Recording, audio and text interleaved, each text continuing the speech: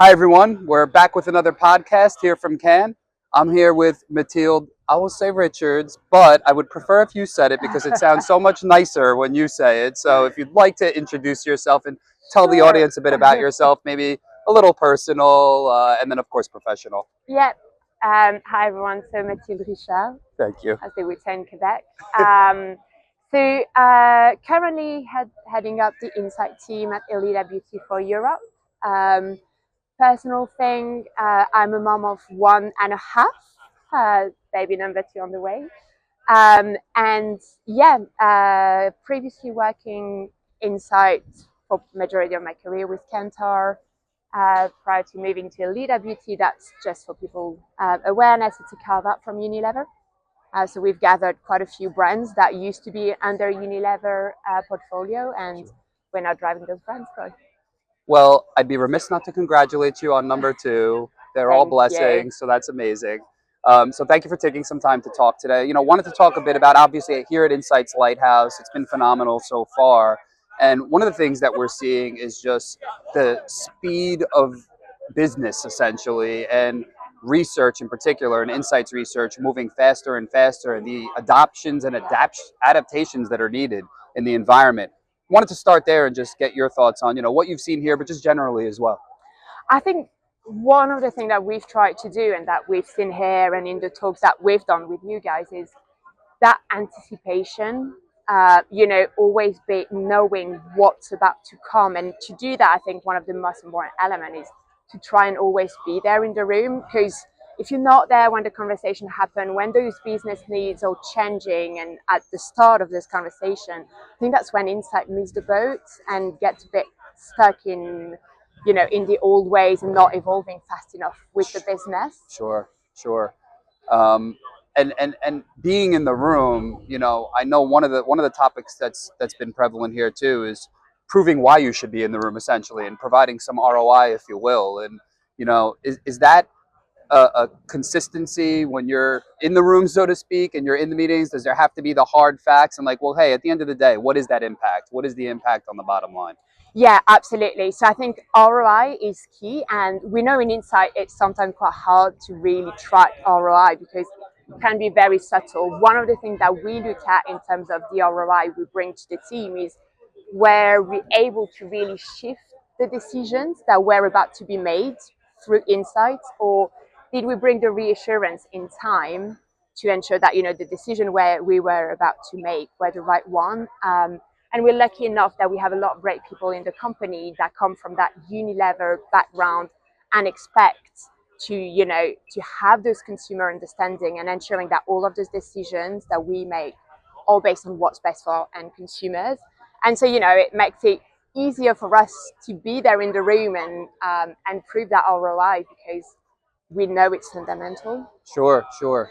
And as you're talking about your consumers and thinking about the different types of personalities that your consumers can have, as research evolves, how important is it, and how are you, one or both, addressing the needs of different consumers Mhm. vis-a-vis the research? How do you listen to so many different audiences and so many different consumer types? And I think that's very important, because you don't want, like, you need to find the right audience to talk to, right? You don't want to lose relevance by trying to talk to too many people and actually not hitting and reaching anyone because you're trying to be too broad. So actually for us, what we found was like really key was getting the consumer truth and that very strong base layer of understanding about what's our consumer real pain points, how can we address it with our brand, with our different positioning. And then you're right, consumers evolve, their needs evolve, but if you have that real pain point from the start, that pain point is going to shift slightly, but it's going to remain there. So what you then do is you build your strategy, you anchor it on a pain point, and then you tweak it along the way. So, one thing that we've seen, for example, is that obviously, like health, in health and beauty, what health means for consumers is shifting, and we're moving towards a more holistic health. Mm. So actually what we've tried to do is also shift our dialogue on sustainability, on health, alongside consumer needs, but actually remaining true to what we found was the first pain points. That's excellent. Does the thought process change a bit when you think purely about innovation versus renovation for context? So 100%. yeah. Yeah, I think it really depends about, all you talking is like a low hanging fruit. It's a new, just tapping into like a new need that maybe you went into before, compared to, relaunching some brands. I can talk about like Timothée, that's, we're just relaunching here in France, and you obviously spend a lot more time really listening to your consumers, understanding where's your brand, where can it go, how can you stretch it, and you spend a lot more time and effort. You really bring the whole team along on the journey with you, right? Because back to being in the room, it's Hmm. also how you take the other people in the room on the journey, right? And this takes months. Like we've spent like months, it's actually years, to really craft the right relaunch for your brands. Sure. Plus, some smaller innovation, they tend to be, less resource intensive. You still check that, it's, you roll your product as a role to play, right? And how to talk about it to your consumers. It's more light touch. Mm. And that's probably also where, technology play a big role, and you might use more AI to have that speed and agility, low resource project, compared to big relaunch where you really need to get that human centricity. Sure.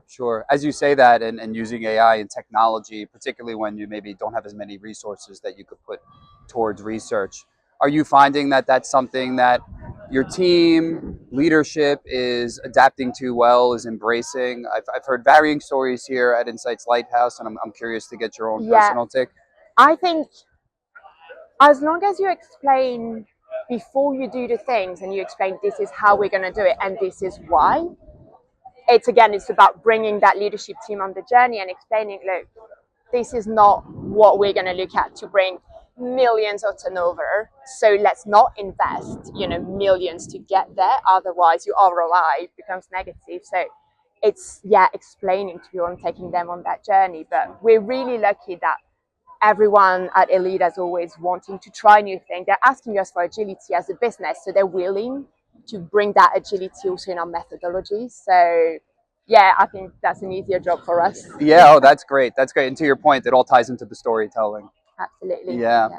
So to kind of wrap up here, and a bit maybe perhaps on a fun note, perhaps on the Insights Lighthouse presentations that we've seen, but favorite parts of being here so far, could be a meal you had. I don't know. Anything that comes to mind. What have you enjoyed so Um, far here in Cannes? I think it's just the buzz that you get. So came to Cannes before, like on a personal level, it's like really nice, really cute. But the energy you get from the buzz, like you must have seen the amount of people walking around us, and like Sure. the conversation you're having, it really sparks like new thinking, and love it. And I think that's, inspiration is what everyone comes for when you come to Cannes, right?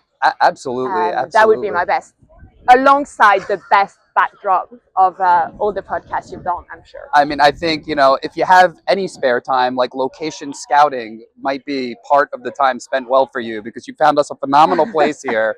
It was well shouted out. So thank you Yeah, for that. Definitely the best of course. backdrop for the podcast so far. So really appreciate your time. My Thank you so pleasure. much. It Thank you was for it was having me. fantastic talking with you. Thanks for being on. Thank you, and thanks everyone.